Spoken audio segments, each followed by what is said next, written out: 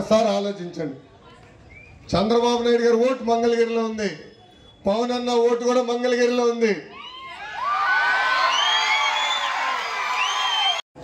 Current bill వచ్చినాయి తల్లి, బాగా కాలింది.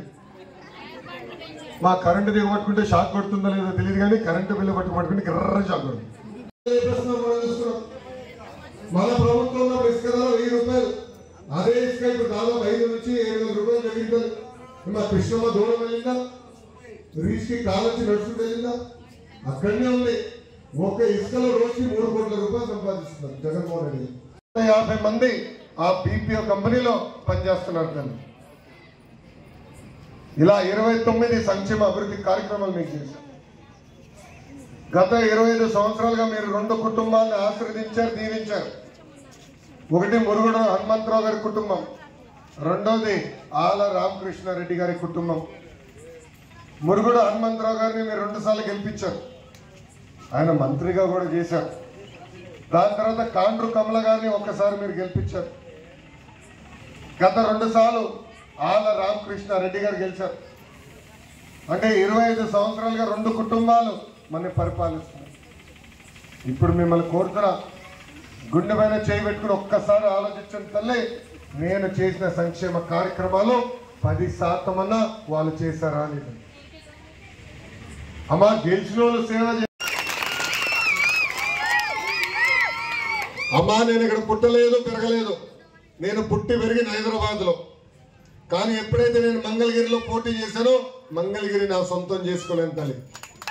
6 దేశాలు కష్టపడ్డాను తల్లి.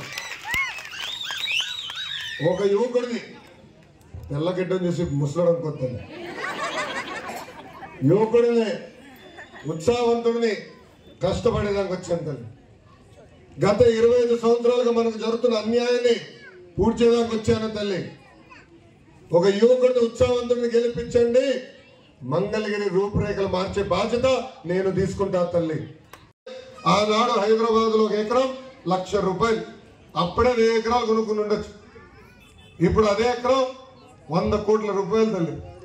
కానీ ఏనాడు అయినట్లు ఆలోచించాల. ప్రజలకి సేవ చేయాలి, పిల్లల్ని బాగా చదివించాలి, పిల్లలకు ఉద్యోగాలు కల్పించాలని స్కిల్ డెవలప్మెంట్ సెంటర్లు తీసుకొచ్చారు. అయినా కూడా మీరు చూసారు, అర్ధరాత్రి వెళ్ళి నంద్యాల ఆయన ఎట్లా అరెస్ట్ చేశారు, రోడ్ మార్గంలో నంద్యాల నుంచి ఇక్కడ తీసుకొచ్చారు. 53 రోజులు చేయని తప్పుకి జైలుకు పంపించారు. ఆనాడు మెజిస్ట్రేట్ గారు ఏకంగా బాబు గారిని జ్యుడిషియల్ రిమాండ్కి పంపిస్తే నాకు ఫోన్ చేసిన మొదటి వ్యక్తి పవన్ అన్న. ఆనాడు పవన్ అన్న నాకు చాలా స్పష్టంగా చెప్పారు, లోకేష్ ను అధైర్యపడడంతో ముందరికెళ్ళు, ఒక అన్నగా నీకు నిలబడతానని.